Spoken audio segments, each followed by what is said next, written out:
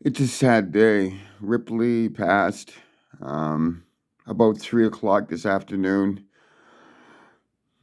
When I woke up, I found her in the middle of the floor in the kitchen. I thought she was already dead. I thought she already passed. It was tough because I also had plumbers coming over and everything else was going on. But as I was originally packing her up and making the arrangements for her to be cremated, I put her into a box, and all I hear was a faint meow, meow, meow kind of thing, and I freaked out.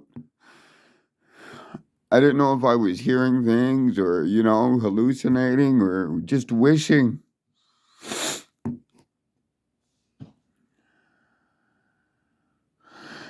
But she held out. She wanted to say goodbye. I had a feeling she wanted to say goodbye.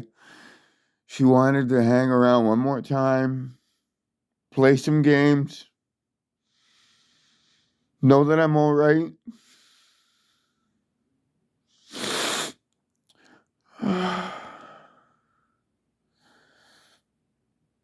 Ripley was a special girl.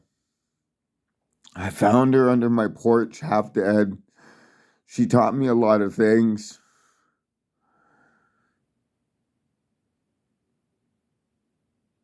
I, whew,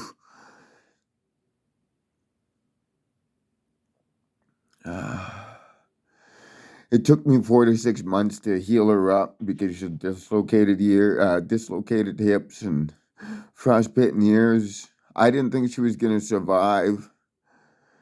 I was, I remember when I first grabbed her and she was dragging her hind legs around and she didn't trust me. She was growling at me all the time. So I set her up on a chair, or not a chair. I set her up on like pretty much what she was laying on, just a couch cushion, and put some food there and whatnot. And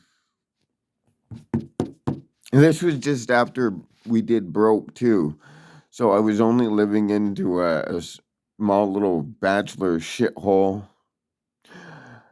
Pun and Tweak were trying to sniff her and figure out who she was, and she would always hiss at him, and even though she was sick, she would always fucking fuck off, leave me alone, kind of thing. So it took like a month and a half for her to get her hind legs up and walking. And I remember when I woke up, I walked out into the little fucking shithole living room and she was gone. I started freaking out. Where'd she go? Where'd she go? She found her cupboards. And she was hiding in her cupboards all the time. So, yeah, I had to feed her in her cupboards. In her cupboards, she'd always find the cupboards. So every place I had to go, I had to find cupboard space for her. This was her fucking favorite place. I have to refer. I have to retire her fruit dish.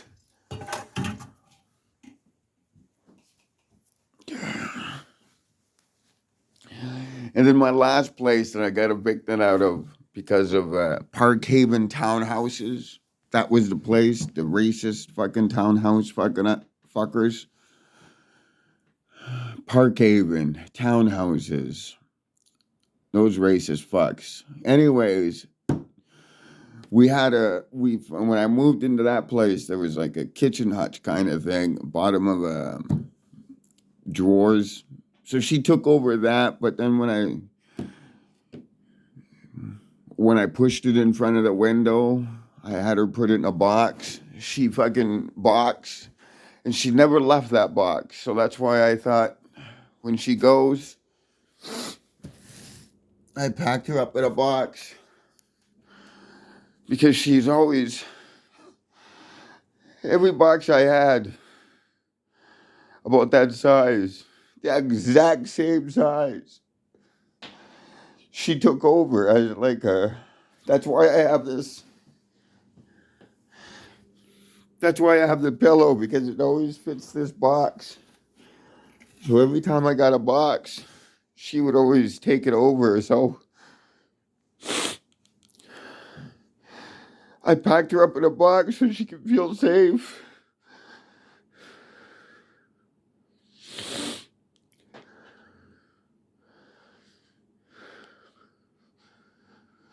I tried my best. 20 years.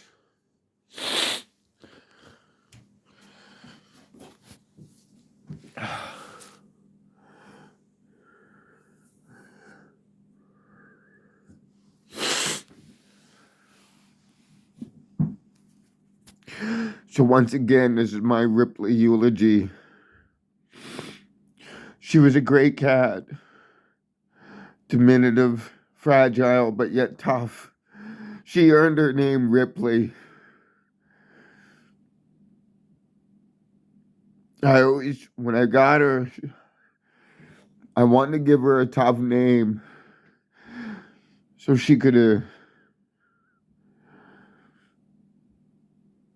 I needed a name that meant a lot. And I thought, Ripley, the first woman action hero, that was my Ripley, my little hero. And even today, when I thought she was past, she stuck around to say goodbye.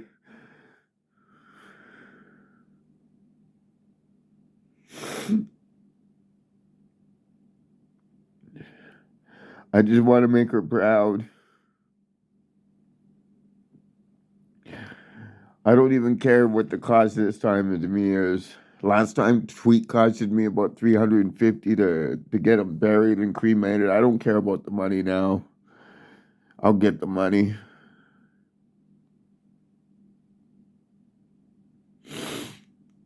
I knew this day was coming, and even though I prepared and I waited, it still hurts. I'm losing family members and friends. I lost my boy. I lost my hero.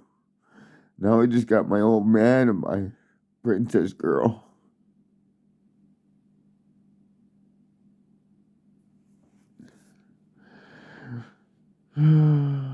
Ripley, I don't even know what to say with all the things that you've done for me, my girl. My little hero.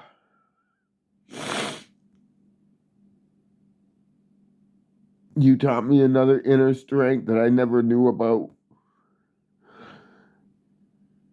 You taught me faith in others that I never knew about. And you taught me compassion.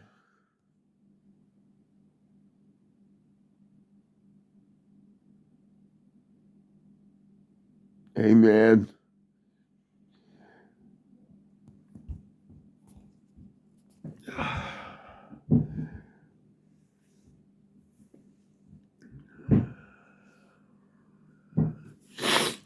Well, I hope your year has been better than mine. I lost two of my family members, Tweak on October 2nd, and now Ripley on December 29th or 28th. I'll write it down. I don't know how this is getting tougher and tougher. But all my pillars, everything that I had anchored, I'm losing. But hey, be better. Okay? I'm just a sad, lonely old man that's, in the long run, I'm going to pass away on my own. And these days were inevitable.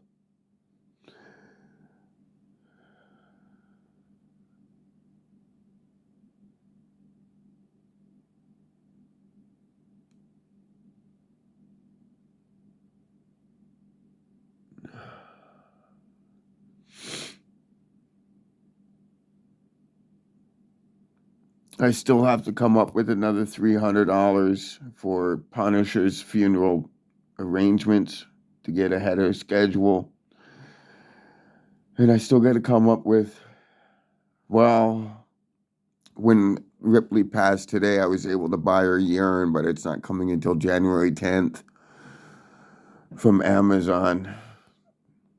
And I was able to run out before she passed and scrounge up her cremation money.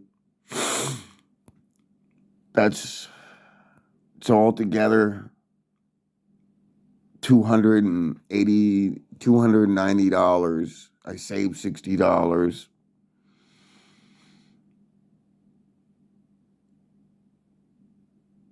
But I lost a friend.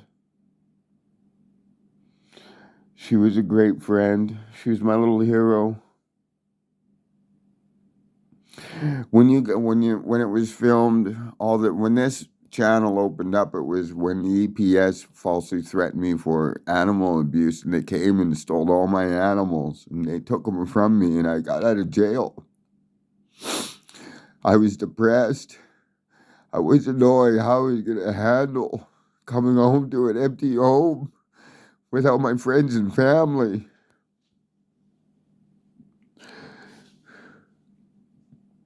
So after I broke into my house and I got into my house, I was sitting in a dark house, all depressed, thinking, what was I going to do? How am I going to get my family back? And all I heard was a little meow. And I turned the lights on, and there she was, sitting there like telling me, don't give up, don't lose faith, I'm still here. They didn't get me.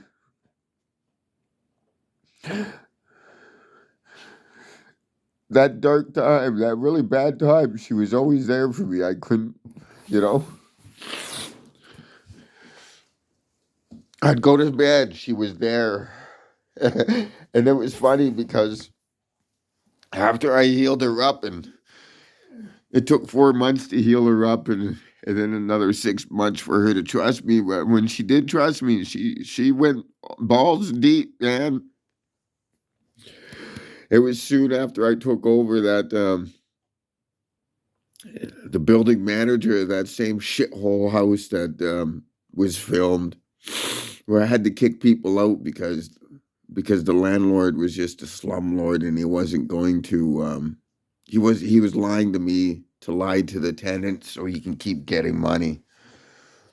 So since he wasn't gonna fucking back up his words, I ended up kicking everybody out and having the place fucking condemned. But after I soon moved in there, I took over that place and whatnot, and I had to move the cats around, and she found another cupboard in the corner to herself. She didn't still trust me, and then one day, like I said, I was sleeping, and something was like right there, right on my ribs, like right there, snuggled right up, so I'd move, and it would move with me. So I would shimmy over, it would shimmy over into my side here, and no matter how many times I'd shimmy or try to roll over, she would always be there, and that's the way she was. She was attached to me, no matter what I did. For those times, she would always be there. She would always be there. Even when Tweak passed, she wouldn't leave me alone. She was always on my lap. She always wanted to be on my lap.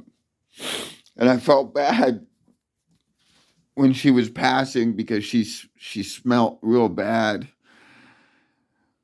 because she hasn't been grooming, and I was too scared to give her a bath because of the cold. So I'd use alcohol wipes and cloths and try to fucking clean her up that way. But she never gave up on me. She never gave up. She'd always want to be on my lap, on my lap. And then today, when I packed her up and she meowed, I couldn't. I couldn't believe I pulled her out. I put her on my lap. I had her on my lap all afternoon, all morning. And then I took a nap and she passed when I was napping. So,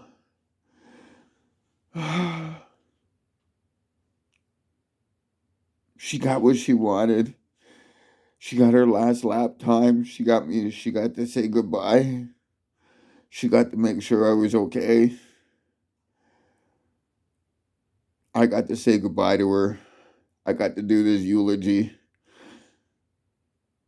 She'll always be remembered. So, thank you for your time, for listening about me and about my little hero Ripley.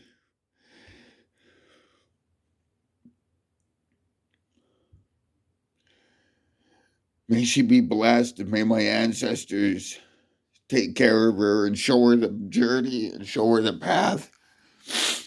May Tweak, Jakai, Babe, Pito Mays, Berts, the Comanches, Smokies, Hobbs, pain in my ass. I'll show her the way and take her in.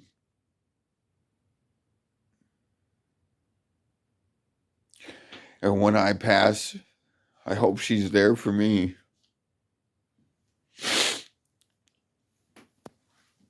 So I was thinking of my own death. And since I don't have anybody, so the way I'm planning my death, or at least that I hope to, if I can get it done, is that since I have all these ashes of my animals and I'm saving them, when I pass, I want to be cremated. And all those ashes be mixed together and all us thrown out, released together into a nice, peaceful area. Or be blasted up into space. But I'll never have the money for that. And I doubt fucking I'll get my cremation, my burial prompt, because once I die, I'll be alone. And there won't be anybody there for me. But yes, if there is a chance and I pass, I want the ashes of me, Tweak, Ripley, when Punisher goes and Leia goes, all mixed together and then all us released together. Along with, the savings I got at Chakai, Hobbs, pain in my ass, and Chakai. And I want us all to be released or buried together in a nice, peaceful, nice area. Anyway, thank you for listening to my eulogy about Ripley and my time with Ripley. She was a great cat. Support this channel. Go donate to a pet rescue, to a pet food bank. I'm sorry. To a local pet rescue, to a local pet food bank. And thank you for listening. And I hope your holidays is better than mine.